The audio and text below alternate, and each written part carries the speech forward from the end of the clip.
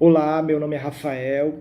Para o trabalho de conclusão de curso da licenciatura em Letras da Univesp, o nosso grupo analisou a inclusão de alunos surdos no ensino regular no Brasil. Trata-se de um tema muito complexo e desafiador, especialmente em razão da variação linguística, política, cultural do nosso país. Há muito a ser feito ainda, por se tratar de um tema muito complexo e muito desafiador, que ainda enfrenta resistências, mas nós podemos citar como dois grandes avanços no nosso país. Em 1996, a Lei de Diretrizes e Bases da Educação Nacional estabeleceu a educação inclusiva como um princípio. Nós podemos citar também a língua brasileira de sinais. Em 2002, foi reconhecida como um meio de comunicação legal. A inclusão regular ainda enfrenta muitos desafios, especialmente diante da falta de conscientização dos professores, da sociedade, para a inclusão desses alunos no ensino regular. Ainda nós verificamos também que faltam muitos materiais didáticos para permitir uma inclusão adequada desses alunos no meio regular de ensino, e ainda falta também um engajamento social e cultural de toda a sociedade para que esses alunos possam ter um maior aproveitamento. Apesar de faltar muito ainda, nós notamos um avanço, quer seja na conscientização dos professores, quer seja na conscientização da própria sociedade, mas ainda constatamos também que ainda falta um maior comprometimento, um maior engajamento, a criação de políticas públicas para que esse tema seja cada vez mais discutido, não somente no ambiente escolar, mas também diante de toda a sociedade. É importante esse engajamento para que o aluno consiga adquirir um conhecimento de forma satisfatória e adequada. Meu nome é Vivian e o trabalho proposto tem como objetivo geral analisar a inclusão e a acessibilidade da pessoa surda em escolas de ensino regular, sobre uma abordagem teórica. Para isso, foram delineados os seguintes objetivos específicos que serão explanados posteriormente pelos meus colegas, que são compreender as dificuldades enfrentadas pela pessoa surda no ambiente escolar. Então, quais são essas dificuldades que elas enfrentam dentro do ambiente escolar? Refletir sobre a influência da língua brasileira de sinais, a Libras, no ensino regular. Então, qual a influência que a Libras exerce dentro do ensino regular? Abordar o desenvolvimento da criança surda por meio do ensino de Libras. Então, como é que essa criança ela se desenvolve quando ela é ensinada em Libras? Também debater sobre a formação de professores para a inclusão de crianças surdas. Então, essa formação deles está adequada? Precisa melhorar? E, por fim, analisar a finalidade da Libras no ambiente escolar. Quanto à justificativa desse estudo, ela se baseia na relevância sociocultural do tema da inclusão, que é crucial para garantir direitos humanos e igualdade de oportunidades. A inclusão de pessoas com deficiências, como surdos, ela fortalece valores de respeito à diversidade linguística e cultural.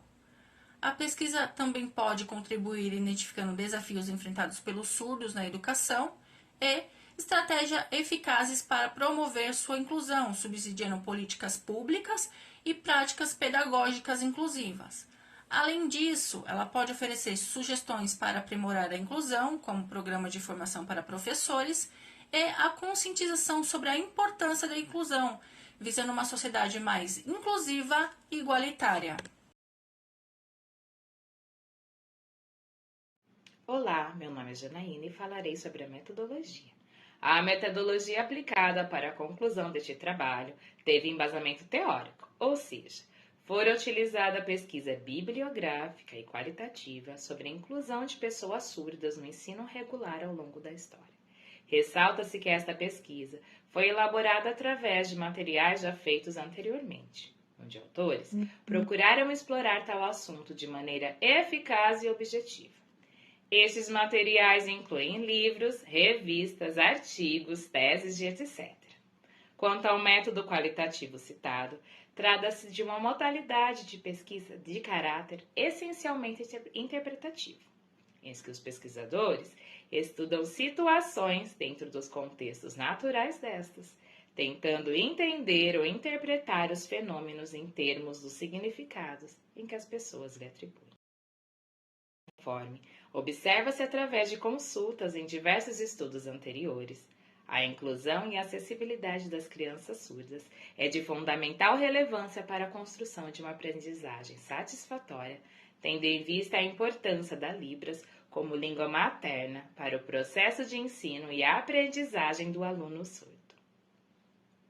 Destaca-se nesse sentido o intérprete de Libras, visto que é o profissional mais próximo do aluno surdo na escola regular e que deve fornecer suporte e estímulo ao aluno para que haja um melhor desenvolvimento de seu processo cognitivo.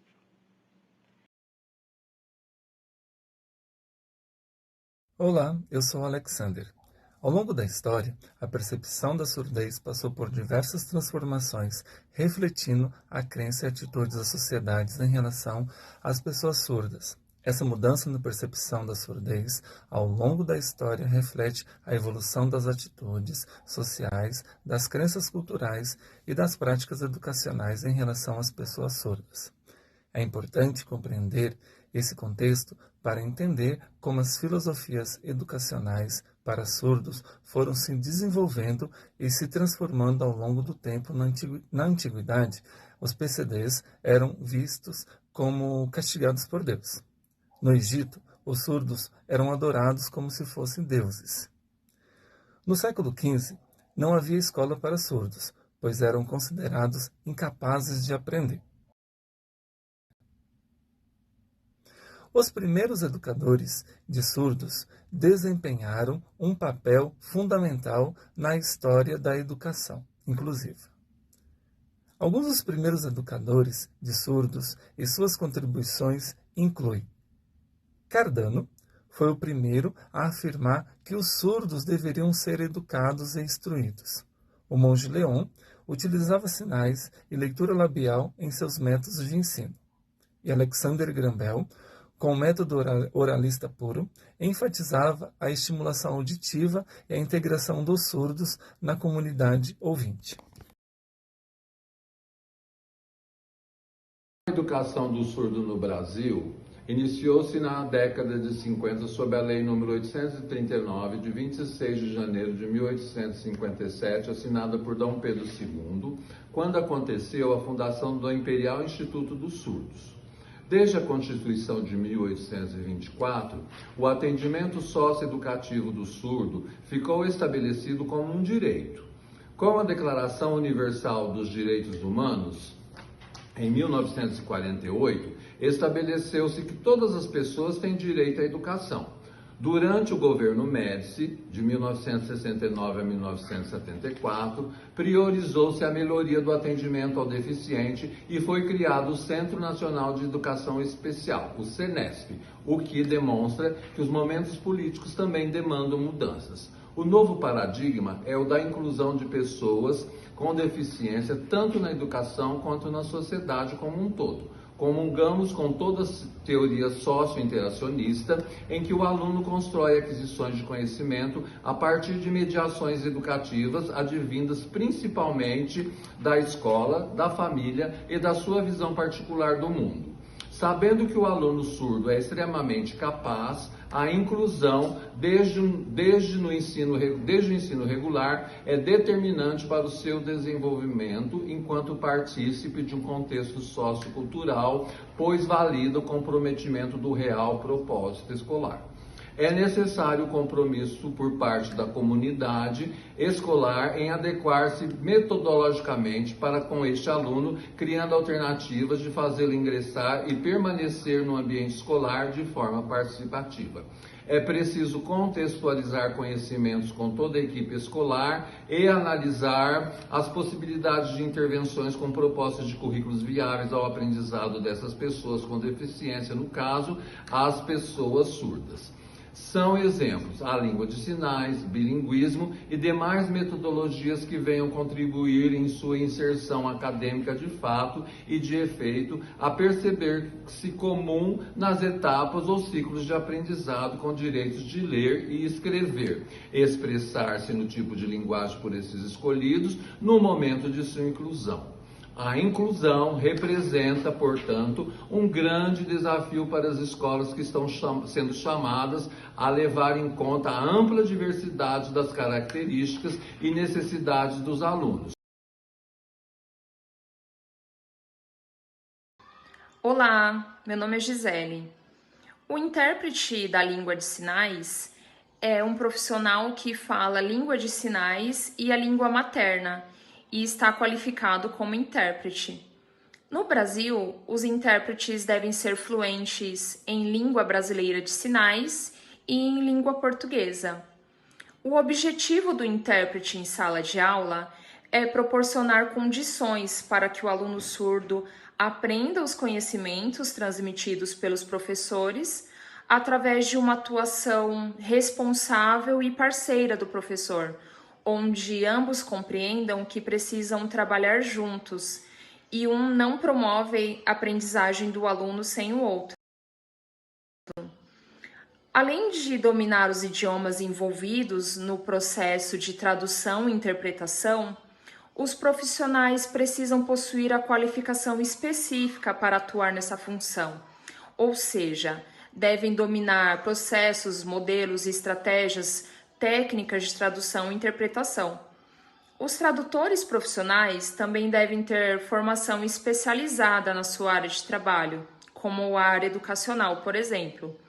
Somente o tradutor-intérprete conseguirá, em sua atuação, entender as técnicas para interpretar mensagem e dar o sentido que o aluno precisa compreender dentro do conteúdo escolar. Quanto ao seu comportamento, o intérprete deve compreender que ele não é o professor e, portanto, não deve interpor nas situações pedagógicas, devendo apenas atuar em sua área, de acordo com o Código de Ética, que envolve confiabilidade, sigilo profissional, imparcialidade. O intérprete deve ser neutro e não interferir com opiniões próprias, discrição, distância profissional e fidelidade. A interpretação deve ser fiel. O intérprete não pode alterar a informação por querer ajudar ou ter opiniões a respeito de algum assunto. O objetivo da interpretação é passar o que realmente foi dito pelo professor. Meu nome é Stephanie e no Brasil existem 3 abordagens principais para o ensino de Libras, sendo elas o oralismo, a comunicação total e o bilinguismo. No oralismo, ele auxilia os estudantes surdos na sua integração com a comunidade ouvinte, lhes proporcionando as condições necessárias para o desenvolvimento da linguagem oral, e dessa forma busca minimizar a perda auditiva através da estimulação de forma que permite aprender o português, integrando as crianças surdas na comunidade auditiva e as ajudando a desenvolver sua capacidade auditiva. O objetivo é reabilitar as crianças com deficiência auditiva para uma vida normal. Já na comunicação total, ela usa de modelos auditivos, manuais, verbais, para promover uma comunicação eficaz entre as pessoas surdas no que diz respeito aos processos de comunicação entre surdos e entre surdos e ouvintes. A comunicação total acredita que a aprendizagem da língua oral não garante o pleno desenvolvimento das crianças surdas, e a surdez não é vista como uma condição que deve ser eliminada, e sim como uma condição inerente à pessoa surda, que integra o seu dia a dia e que faz parte do indivíduo.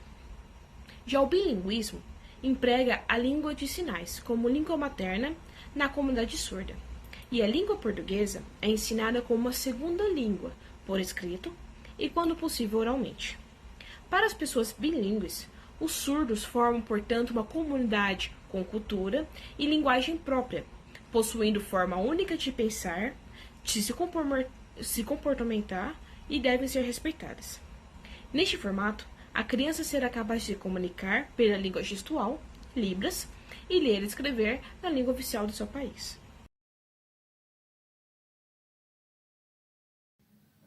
Olá, meu nome é Danúbia e por todo o exposto, sabe-se que a inclusão da pessoa surda no ensino regular já é uma realidade e precisa favorecer a aprendizagem para que de fato seja significativa e valide o real propósito escolar. Os surdos passaram por um longo caminho, por uma longa trajetória, para que alguns direitos lhe fossem assegurados. E mesmo hoje, algumas mudanças educacionais ainda são necessárias para que o sujeito surdo possa de fato ser reconhecido, tanto no ambiente escolar como na sociedade como um todo, e para que ele tenha a oportunidade de desenvolver-se integralmente. É fato que muita coisa evoluiu desde o início dessa batalha, e a escola regular, embora ainda não esteja totalmente adequada para a inclusão, tem acolhido de um modo mais amplo a diversidade, mas ainda há muito o que ser feito, como, por exemplo, reconhecer a pessoa com deficiência, no caso, o sujeito surdo, em sua totalidade. Sabe-se que é preciso também humanizar as ações dentro das instituições de ensino, para que se cumpram realmente as funções, tanto sociais quanto políticas, de uma educação que seja de fato qualitativa. Vale ressaltar também que a inclusão ela é garantida por lei e ela deve ser oferecida para as pessoas com deficiência, preferencialmente nas escolas de ensino regular. E para que isso ocorra, é preciso, antes de mais nada, capacitar o profissional de educação, capacitar o professor que vá lidar diretamente com esse aluno, para que ele esteja apto a lidar tanto com a turma quanto com esse aluno com deficiência, uma vez que ele é um mediador do conhecimento, da aprendizagem, e ele produz estímulos necessários para que o aluno, tanto o aluno considerado como um aluno comum, quanto o aluno com deficiência, evolua em seus conhecimentos e habilidades. Os sistemas de ensino também devem estar aptos e se adequar para proporcionar uma educação que seja realmente inclusiva. A integração do aluno surdo ainda é um desafio muito grande e que deve ser enfrentado com coragem, determinação e persistência, uma vez que o preconceito ainda é uma grande barreira a ser rompida tanto na área da educação como na sociedade em geral.